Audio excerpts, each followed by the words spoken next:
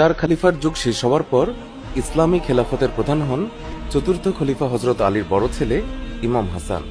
কিন্তু পিতা আলীর মতো ইমাম হাসানকেও খলিফা মানতে নারাজ দামেস্কের প্রভাবশালী গভর্নর মুয়াবিয়া। কোনো ধরনের দাঙ্গা ফ্যাসাদ চান না বলে মাত্র 6 মাসের মাথায় ইমাম হাসান কয়েকটি শর্তে মুয়াবিয়ার কাছে ইসলামের খেলাফত হস্তান্তর করেন। তার প্রধানতম শর্ত ছিল মুয়াবিয়া তার খেলাফতের পর ইমাম হাসানের কাছে আবার খেলাফত হস্তান্তর করবেন, ইসলামে যাকে বলা হয় ঐক্যের সন্ধি। এর ফলে 661 খ্রিস্টাব্দে ইসলামের নতুন খলিফা হন দামেস্কের গভর্নর মুয়াবিয়া। তার ক্ষমতা গ্রহণের কিছুদিন পরেই ইমাম হাসানকে বিষ প্রয়োগে হত্যা করে তার স্ত্রী জায়েদা। ধারণা করা হয় এই ষড়যন্ত্রে মুয়াবিয়া এবং তার পুত্র ইয়াজিদের হাত ছিল। প্রায় 20 বছর ক্ষমতায় থাকার পর মুয়াবিয়া চুক্তির শর্ত ভঙ্গ করে মৃত্যুর আগেই খলিফা নির্বাচিত করে যান তার পুত্র ইয়াজিদকে। 680 খ্রিস্টাব্দের মে মাসে ইসলামের নতুন খলিফা হন ইয়াজিদ। দামেস্ক হয় ইসলামী খেলাফতের নতুন ঘাঁটি। এই অন্যায় আচরণে মুসলমানদের মধ্যে অসন্তোষ দেখা দেয়, দ্বিধা বিভক্তি হয়ে পড়ে মুসলমানরা।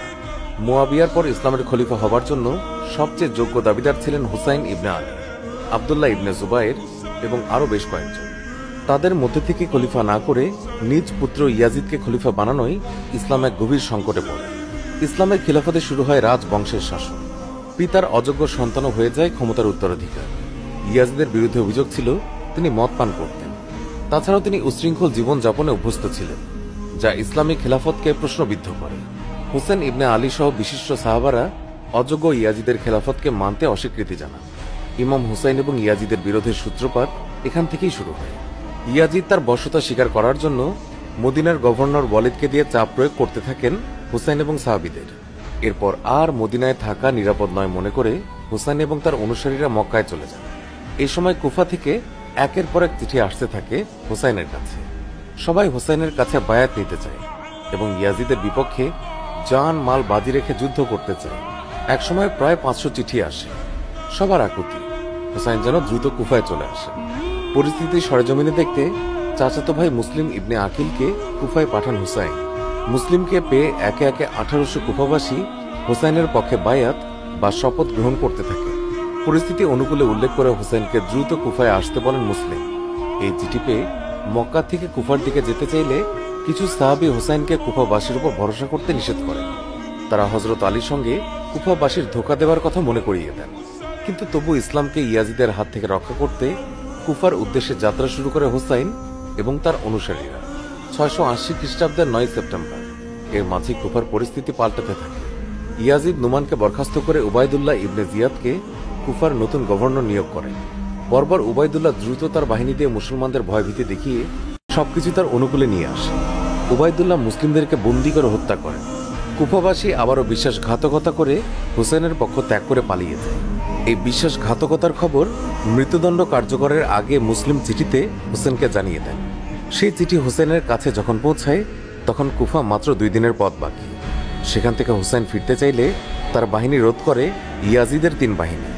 আমার শিমার এবং হুসাইন বিন তামিমের বাহিনী হুসাইন এবং তার অনুসারীদেরকে এক মরু প্রান্তরের দিকে নিয়ে যায়।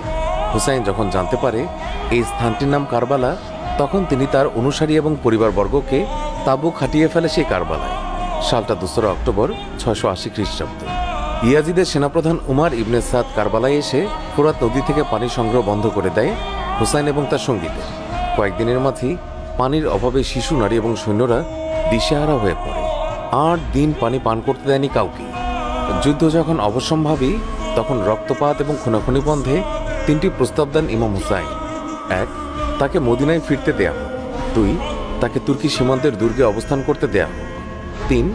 ইয়াজিদের সাথে আলোচনার জন্য তাকে দামেস্কে পাঠানো হয়। কিন্তু উবাইদুল্লাহ হোসেনকে নিঃশর্তভাবে ইয়াজিদের বশ্যতা স্বীকার করতে বলেন।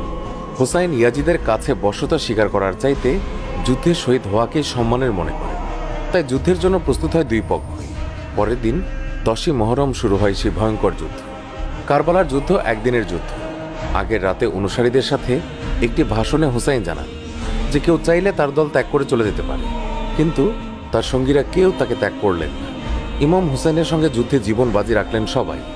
আর পুরো রাত আল্লাহর ইবাদতে মশগুল থেকে সকালে যুদ্ধের জন্য প্রস্তুত হল ইসলামের শ্রেষ্ঠ যোদ্ধারা। 10ই মহরম সকালে শুরু হয় যুদ্ধ, আর যুদ্ধ শেষ হয় সূর্যাস্তের আগে। কারবালার যুদ্ধ ছিল 1 দিনের যুদ্ধ।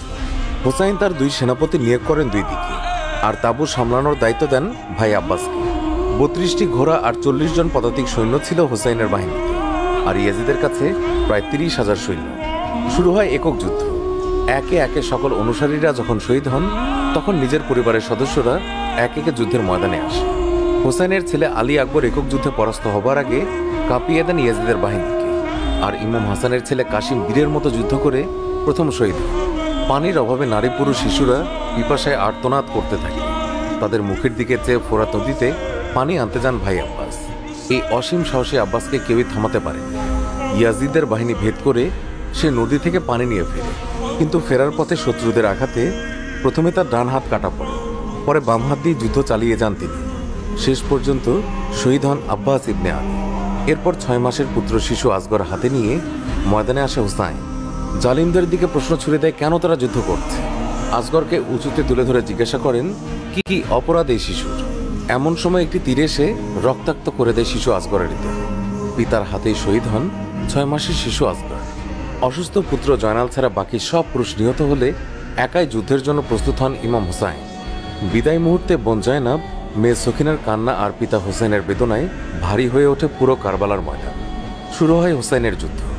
অকুতোভয় বীরের মতো যুদ্ধ করে একের পর এক সৈন্যকে পরাজিত করতে থাকে মহান